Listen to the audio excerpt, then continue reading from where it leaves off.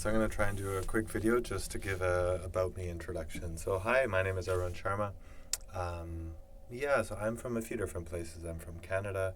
I was born and raised in Canada. My family's from India. I live in Germany, and I'm working in Africa right now. So by training, I'm an electrical engineer. I've never really practiced as an electrical engineer, but in Canada I did bachelor's and master's degrees in electrical engineering. I studied electrical engineering because I thought it was interesting. I was into computers when I was young, and I wanted to find a more formal way to understand some of the theory. And I actually was really interested in building a career in that field. And after finishing, I started work at a consulting company and in Toronto, and that was interesting. And then I decided to go back to school. The recession hit, so I went back to do a master's in something that I was interested in, which was photonics. Then the recession got worse, and I ended up working for a consulting company. And that was fine, but after a year, I decided I wanted to actually do what I thought was interesting, and I entered the world of development, which is where you find me now.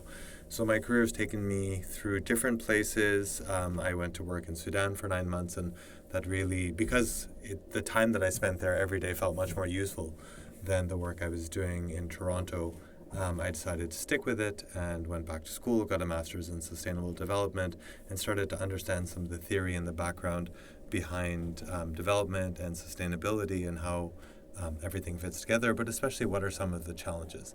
And I decided I wanted to explore the different ways to go about it. So I tried humanitarian aid with Doctors Without Borders in Sudan, as I mentioned. I went to the Ivory Coast, and then I went to work for a social innovation company in India, tried that for a year, and I realized that one had really deep impact, but on a very small group of people. The other had very broad impact on a very wide range of people, but you didn't have as much measurable impact right away.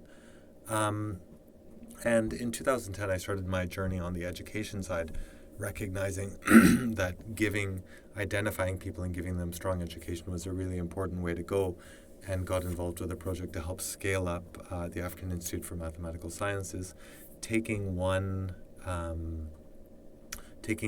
the model that was established at one center and helping that scale up to a network of centers. So we did that over 3 years. It was our founder's TED Prize wish, and I helped to build the central organization there, fundraising, strategy, building a team, building partnerships, and then transitioned into building a new institution called the Next Einstein Forum, where we built a system, again, from strategy to implementation, team building, partnerships, fundraising, putting on the first event with over 1,000 people, and building a community of exceptional young scientists from Africa in this case. And since then, I've been really focused on trying to understand how do we identify, train, and launch the careers of talented young people. And so throughout my career, coming from different places, I've always been interested in how do we identify talented people, give them the skills that they need, use technology as an enabler to try and move things ahead really more quickly. COVID, it's been an interesting situation where you can do a lot more than you could before, and technology in some ways has brought societies closer together. In some ways, one misses the regular water cooler conversation.